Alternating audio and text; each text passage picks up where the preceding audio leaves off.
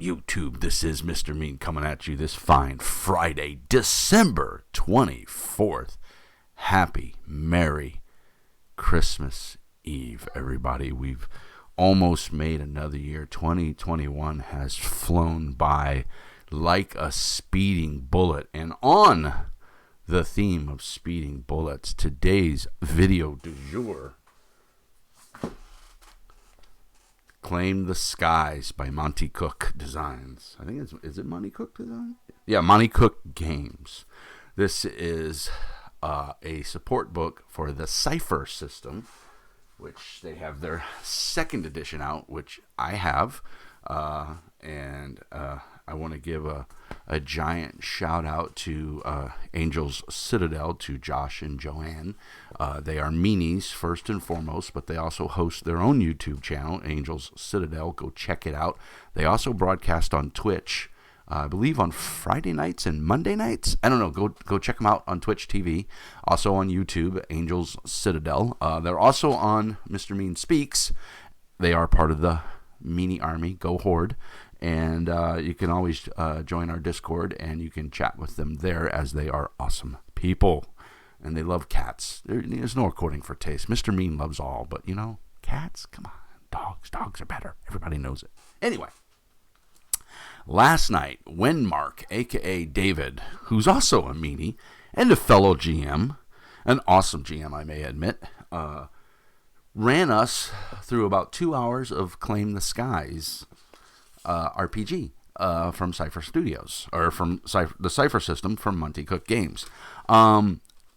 If you don't know it, if you're new to the channel, I am a huge Supers fan. I've seen all the Marvel movies, like or dislike. I still enjoy them because it's superheroes on the big screen. May not always like the story or the plot or, you know, the filmography or the cinematography, but I enjoy it for the sheer fact that it's superheroes on the big screen. So, that being said, I watch every superhero movie. I don't think there's one I've missed.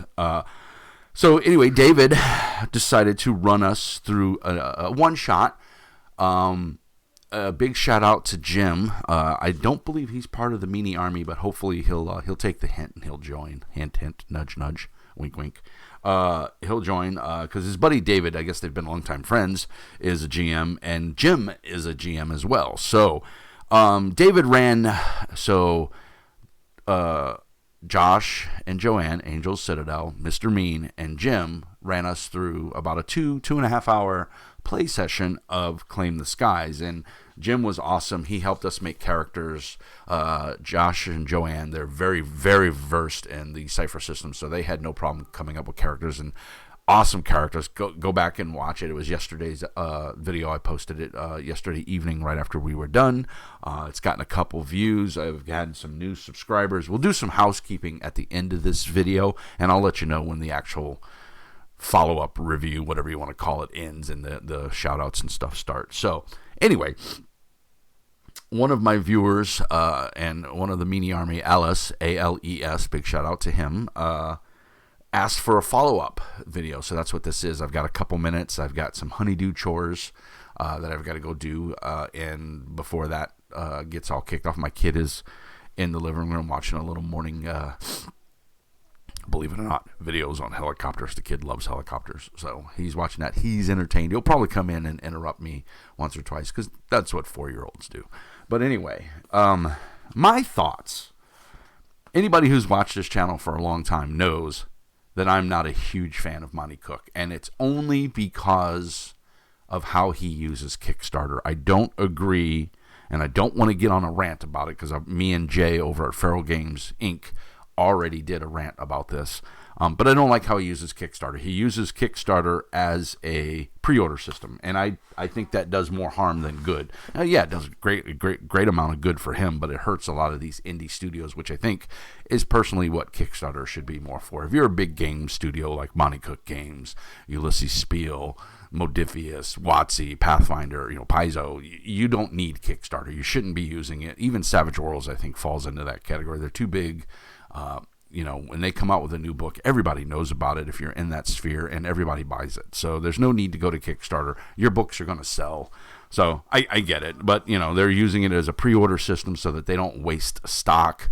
And you could argue the fact that, okay, they're protecting the environment because they're only printing the amount of books they need, so therefore less trees, blah, blah, blah. But I don't think anywhere in the back of Monty Cook's mind is his group going, we're only going to print 3,000 copies because that's all they ordered. That way we're saving the environment. Yay, tree huggers. No, I don't think that's it. But anyway, so I'm not a huge fan of the Cypher system. I like games that are a little more structured, that are a little more crunchy, so to speak, and give a definitive direction. Now, that being said, I love Powered by the Apocalypse games. Not all of them, but I like a lot of them. Like Dungeon World, of course, is a big favorite of mine. Blades in the Dark, Scum and Villainy. These are all games that are either inspired by Powered by the Apocalypse or a derivative thereof of that basic mechanic. So, they have some redeeming qualities that I really like. And those are very abstract games, very open to interpretation. And so is Cypher. And immediately when you open up Claim the Skies, the first thing it tells you is, we're not going to tell you how to build a character or what the process is because that's in the Cypher book. Go read that. And I'm like, okay, but I'm new to the Cypher system. I don't know how to build a character. I don't necessarily own the Cypher book. So this book that I got out of sheer enthusiasm, because that is an awesome cover, first of all. I will say the art in here is fantastic. The physical design of the book is 100% right up my alley. The layout of the book sucks balls. I don't like it. That's just me. I'm not saying it's bad. It's just not to my style. I don't like it. I just don't like the design choices they made. But the layout style, I do like. I like the art. Monty Cook Games always has phenomenal art. So you have to have the Cypher rulebook in order to use this book, which is fine. Savage Worlds does that with all their splat books. Mutant Chronicles does that with all of its, 10, 15 splat books. Just about every every role-playing game does that. You have to have the core book in order. D&D does it. Most games do it, and they want to sell books. At the end of the day, that is the main thing that we have to remember, is that these are businesses. They have mouths to feed, employees to house and clothe, and families to take care of. So they're in the business of making money. They're not making game. Their number one priority is not to make a game that you enjoy. Their number one priority is to sell books, whether it be in PDF or physical copy. They don't care. They want to sell books. So in that aspect, another beef that annoys me about Monty Cook Games is when you buy the physical book from them, you do not get a copy of the PDF. You have to physically buy the PDF separately. And I think that's a crock of shit. If a company as big as Paizo can do it, if Modifius can do it, these guys can do it. I just think that it goes a long way to really help out people who are stretching a dollar, and let's face it, the Cypher book is chunky. This is a big book. It's a solid book. And, you put this and this in a backpack and you're already like, oh my God, my neck is killing me, because you're carrying it around all day at a convention or, back and forth to your friend's house, game store, whatever. So that's another niggle. But the art, the layout, and the design of the actual Cypher system is top-notch. I love this. One of the things they do that I really like, and they do it in Claim the Skies, which is another layout choice that I really layout and design, is like whenever they put any kind of power or anything that references a rules mechanic, right next to it they put tiny little numbers. And I don't think this is going to show up on the screen. I don't know if you can see that, but just next to each little red, Cypher symbol icon is the name of the power, and then there's a little bitty number, 147. That denotes the page to read about that power. And I'm going to tell you, that was so helpful yesterday afternoon in creating my character and working with Jim and David to make Seismic the brash adept who controls gravity, which was my character. It was a lot of fun, and once you get into the concept of creating a character, then the juices start flowing. If you're a grognard like me, where I want to roll dice and see what my attributes are, this is not the game for you. You're not doing that. You're going to start with predefined stats, and then basically it is about the only point in time in the game where they encourage min-maxing. You're going to find and look for ways to make the character that you want that will do the best things in the way that you want to do them. Jim had a really good grasp on this system, and when I told him, I'm this, my concept completely changed from what it was, what I walked to the table with, and what I walked away with. I was a high-flying hero, aka warrior, who controls gravity, and then I went from that to a brash adept who controls gravity.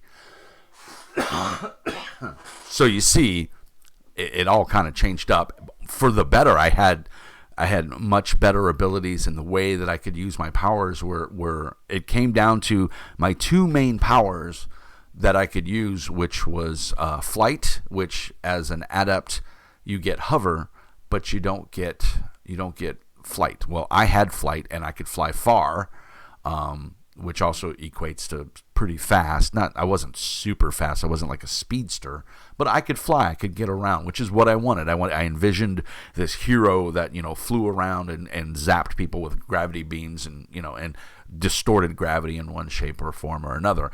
And as I get more experience, I could either take gravity up or take gravity down, depending on how I wanted to manipulate it.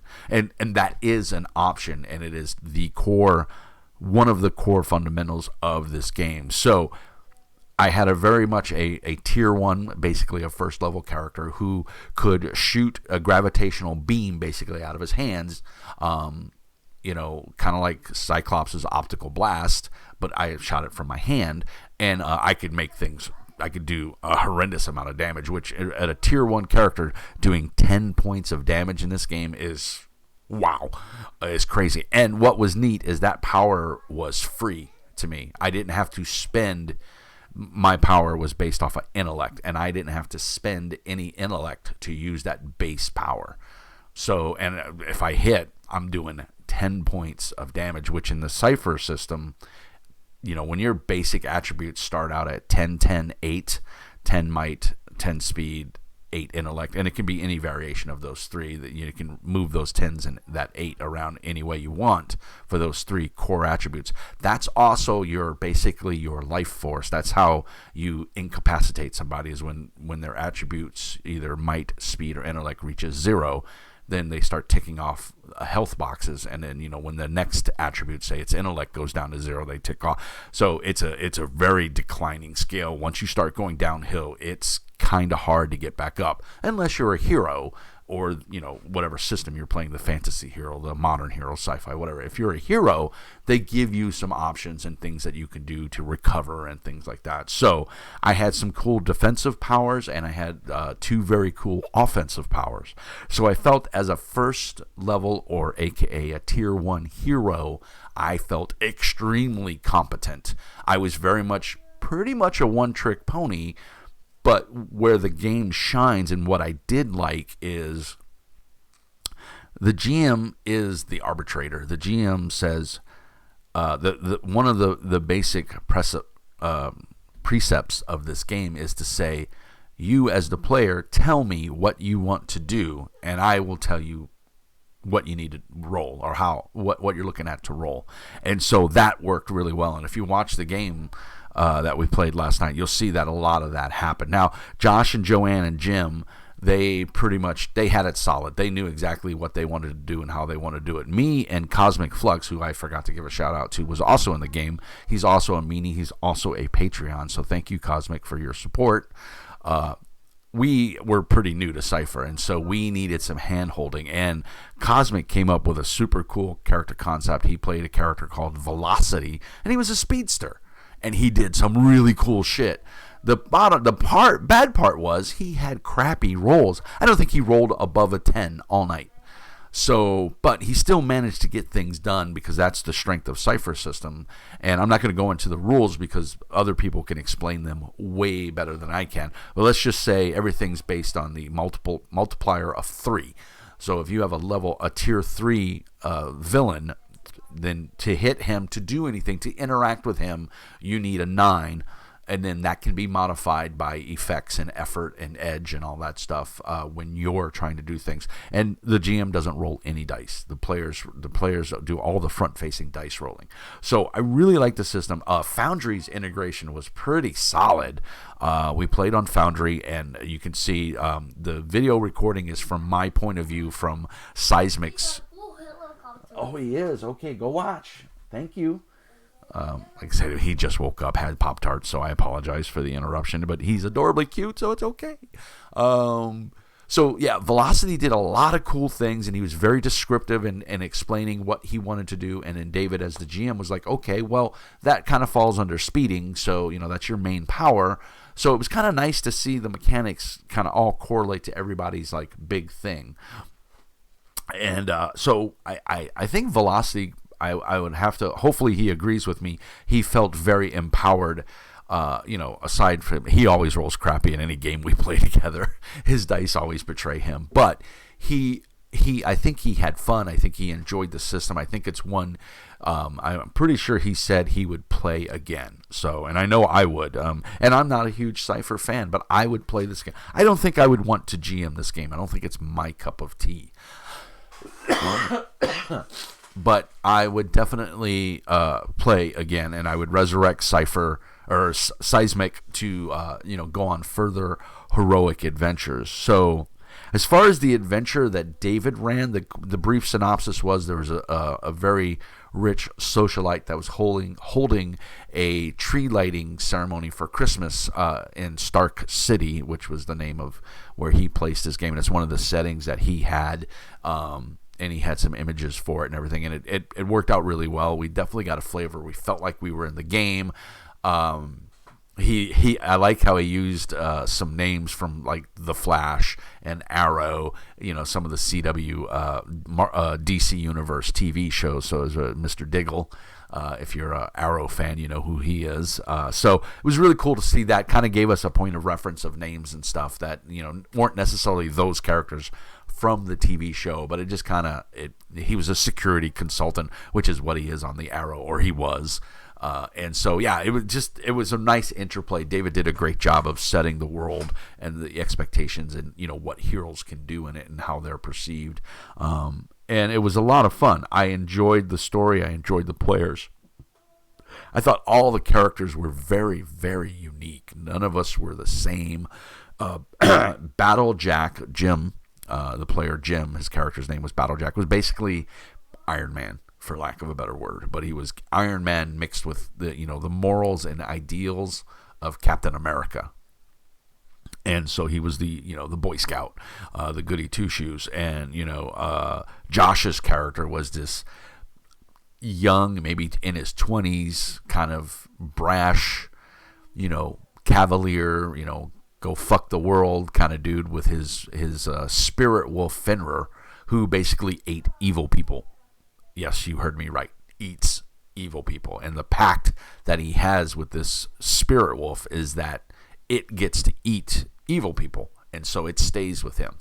So he's kind of the anti-hero. So he was the only chaos effect. Joanne's character was playing Lily, which was kind of like a charmer, seductress, media socialite brought to you by Duracell. And to be honest, I think I had more fun with that tagline than she did, but that's okay. She played the character amazingly, and it was a lot of fun, and she was clutch in the moment when panic hit and the bad guys attacked. She was able to use her power to get everybody to go calmly sit in another room so that we could deal with all the bad guys. And like I said, it was a one shot, so it was pretty much this one regulated scene that we did, and it was a lot of fun. I felt very much empowered by my character. I think everybody felt that way. I think everybody felt that they could do what they wanted to do, barring the rolls. Now, I was hot last night. I rolled 2 19s, an 18, I think, And then I don't think I had anything below a 12 on my dice roll. I didn't roll a whole lot. I mean, I had 4 or 5 rolls, but they felt empowered. I felt powerful. I felt competent in my abilities, and it just all worked out. So it was very fun. I enjoyed David's interpretation of the world that he set forth for us, and I felt that I was viable in that world. It was just a lot of fun. And like I said, I'm not a huge Cypher's fan. I'm not a big Monty Cook fan. I don't rush out and buy every game they have. But I did buy, now I have first edition Cypher book, which I did not like as much as I like this one. I like that they just putting the page numbers in there was amazing. If every company did that, that should be the gold standard now on. Games like The Dark Eye, oh my God, could they really benefit from that? Games like Shadowrun, if they did that, would be amazing. I will say that if you guys know of any other games that do that, put a comment down in the doobly-doo, because I want to check them out, because I was really impressed with that, and it helped me a lot. I was able to get this copy. I ordered it Sunday night when we realized we were going to play. Last Sunday, I ordered it, and I got it yesterday from Miniature Market. So they have pretty good turnaround time. The one thing I don't like, and I did email them, we'll go off on a little tangent here, is I use Miniature Market because usually they have pretty good, decent prices. Your book does not come mangled in the mail like Amazon does. For some reason, every book I order from Amazon looks like a Rottweiler chewed it up, used it as a chew toy. But the nice part is with Miniature Market, you get a fairly decent little discount, sometimes 10, 15, 20%. But they use United States Post, or they use UPS. I have porch pirates here in Duluth, Minnesota. I don't want to say I live in a great neighborhood, but I definitely don't live in the worst neighborhood. And it is definitely middle class. Everybody pretty much owns their houses here. And they're nice houses. There's no scumbag houses in the area so far. And but porch pirates don't steal in their own neighborhood. They go to the nicer neighborhoods where people order nice shit and they steal it off their porch. So if you're a porch pirate, I hope you rot in hell, and I hope the next box you open explodes in your face and rips your face off.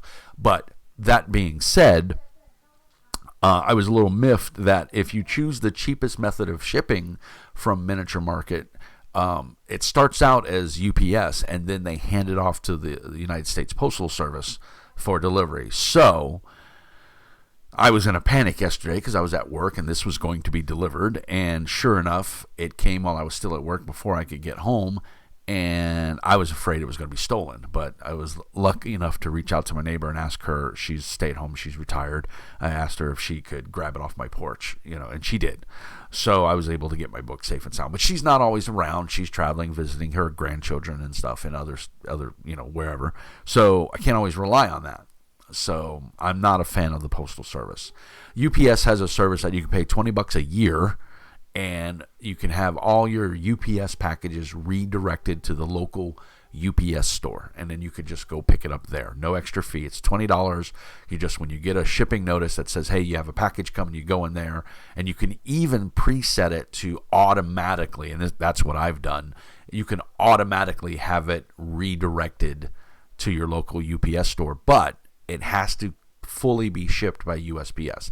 And I think the reason I didn't do it for this was it was going to tack on another $10 or $12 to the shipping. And now in hindsight, I wish I would have paid that, because then I wouldn't have had to worry about it. I wouldn't have had to worry about the stress of, oh my God, is my neighbor going to get to it before the porch pirates do? Because the postman, the Postal Service, at least here in Minnesota, is just atrocious. They are useless. My local postal carrier guy is super nice, but it's not his fault that he puts a package on my porch, and when he walks away, these scumbags run up and steal it. He can't stand there and, wait till I get home, right? And you can't put in any kind of notice with the post office that says, hold my packages. The best you can do is put a note on your door that says, please don't leave packages. I'll pick them up at the post office. Well, if you've got a temporary carrier, delivering your mail, and they don't see that note or whatever, or they don't care, which is 99% of the time what I feel is the issue, they'll just leave it on your porch, and you better pray you get home or somebody grabs it before you get it. So anyway, that's my rant on the Postal Service. They suck. I apologize if you work for the post office, but your company sucks. I hate the post office. Go UPS. So yeah, that's it, man. That's my thoughts on the Cypher System. I really enjoy it. I hope we get to play again. I hope David will run it, or maybe Jim will run a short one shot so we can see his style of GMing and how he flavors it if he likes to run this game. I don't know if it's his cup of tea or not, because as GMs we all have that flavor where we like a certain game but we don't want to run that game. So I don't know where I put my. Oh, it's in my pocket. So that's pretty much the afterthoughts of the game. Really enjoyed it. It was a lot of fun. I recommend it. I think if you're into that cool superhero art and you enjoy that kind of stuff, this is definitely the game for you. But it, like I said, it's not for everybody, and I get that. But I really, really enjoyed it. Really enjoy it, and I think you will too. So, with that being said, I do want to take a moment because we haven't done it in a while. That's the end of the review, so to speak. So, thank you for watching. If you're not into the shoutouts and all the other stuff, you can tune away, as the old saying goes. And then I'll catch you in the next one. So, as always, like and subscribe. Peace and hair grease. And remember, Mr. Mean says, be nice. So now for some shout-outs and some housekeeping. As always, like and subscribe. It really helps the YouTube algorithms.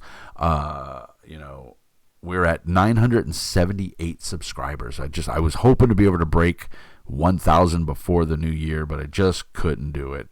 But we tried. So 978. We do have a few new, like I said, subscribers. I want to give a shout-out to them.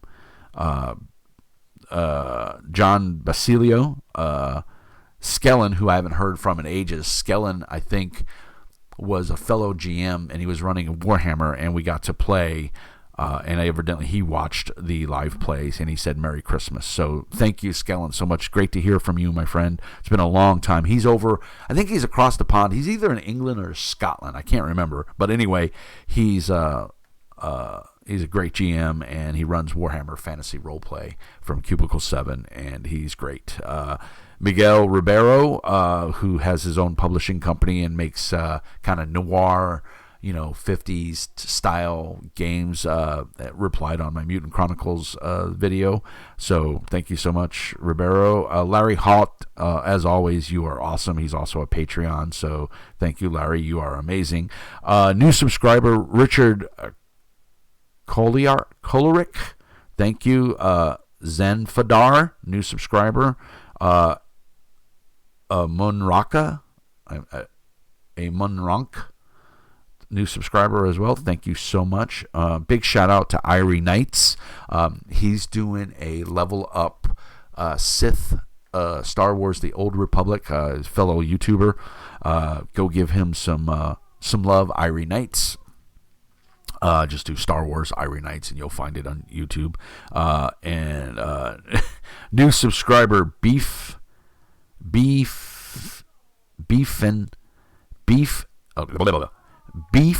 Anal Wart. Amazing name, sir. I'm not quite sure. Might want to go get something looked at there if you can. Leather Guru commented on my Dark Matter review, so thank you, Leather Guru. New subscriber Ganrin01, so thank you. So you can see Brutor's Bill also commented on Dark Matter. I haven't heard from Brutor's in quite a while, so thank you, Bill. Jonathan Baldridge, as always, great supporter of the channel, fellow YouTuber. Let's see here. New subscriber Super Tayano 5877, so thank you. That was 2 weeks ago. Leon Mallet also commented on my Guardians video, so thank you, Leon. New subscriber Silver Surfer 12371. Another new subscriber, Southern Heirloom Acres. Kind of a cool name, I will say. Let's see, whatever. The Lonely D12 commented for my review of the live play of the Dark Eye. So thank you, The Lonely D12. Let's see. Any other new subscribers? We've had kind of Super Beast Nasser, always good friend, strong supporter of the channel. Thank you, my friend. I got to play the Dark Eye with him, and that was a lot of fun. New subscriber Jason Bratley. Thank you for subscribing. New subscriber Mark Masters as well. Thank you for subscribing. And then new subscriber Stars Sandwich. Awesome name. Thank you for subscribing. I think... Oh, and Birdman is also the latest new subscriber a month ago. So I hadn't done that. So thank you to all of you guys for subscribing. That's super awesome. A big, huge thank you to all my Patreons. Without you guys, you help make this possible, that I can do this. For those of you that are thinking of subscribing, I do every so often, like I would say on average once a quarter, once every 3 months, I'll do a random drawing of my Patreons, and I'll send them a book. So this month, one of the books will include the Mutant Chronicles splat book Mishima, because I wind up like a dummy buying 2. So my loss is your gain. And I send that to you at my cost. My Patreon is simple. It's $5 a month. It gets you a unique descriptor on my Discord, so everybody knows that you are a Patreon. It also gets you access to any games that I run on Foundry. That is my VTT of choice. Sometimes if there's not a VTT for the game that I want to run, we'll just use Discord. And I like chucking real dice, so we'll roll real dice. But as a subscriber, a Patreon subscriber, that gets you first dibs to be able to play in those games. And I try to do one once a month, sometimes more. It just depends. The holiday season right now is really tough because everybody's got family, they're doing things, they're traveling, so it's not so easy. But after the new year, we'll get back into our schedule. I want to resurrect That Game, which was and I'm going to make not a new channel, but I'm going to make a new subset here, a new playlist for That Game, and I'm going to move those videos. I don't think I can move them. I just have to go through. But anyway, that's a behind the scenes kind of thing. But what I'll do is I'll create a new sub channel here, a new playlist called That Game, and it's where I'll get 3 or 4 other people. It was a cool helicopter. Awesome. Just so everybody knows, it was a cool helicopter. And That Game is where I'll get 3 or 4 of my fellow nerdy gamers, and we will sit there and we will talk about a game that you choose as one of the panel members. You'll choose a certain game in your gaming collection that has influenced you in some way, shape, or form. Could just be your favorite game.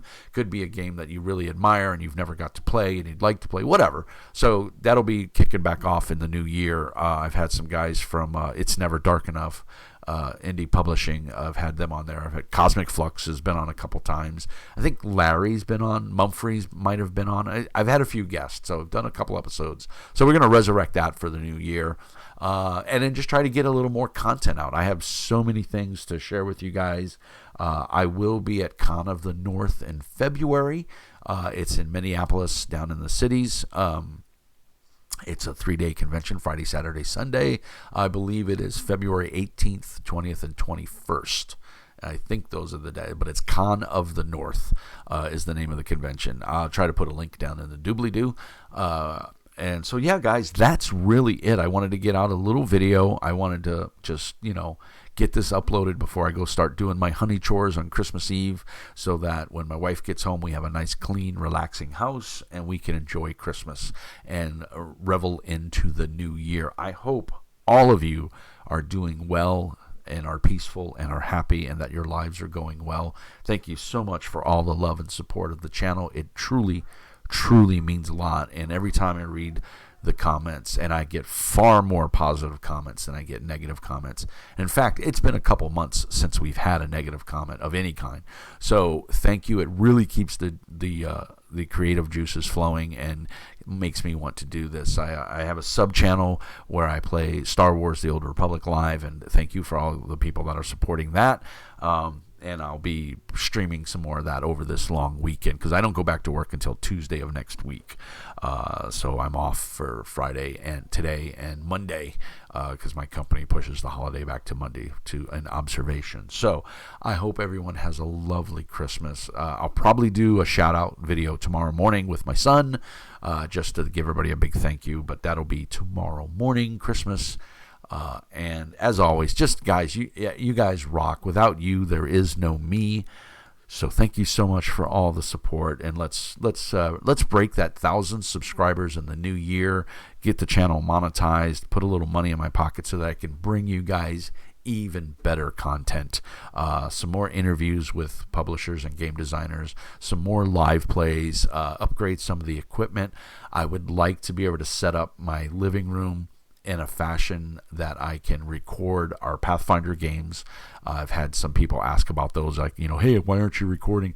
And the first time I recorded, all you see is my big fat ass leaning over the table, and that was nobody wants to watch that. So we definitely want to try and set up some cameras and stuff. We are in the process of starting the home purchasing process. We have a loan whatever, we've got our certificate and everything, so we are just now in the process of trying to find the right house, and that may take us into the summer. I don't know, but we'll see. So wish me luck, and like I said, it's been a grateful year. I have a great job, my wife is healthy, my son is healthy, it's all good, guys. So thank you so much. As always, peace and hair grease, and remember, Mr. Mean says be nice. Take care, guys.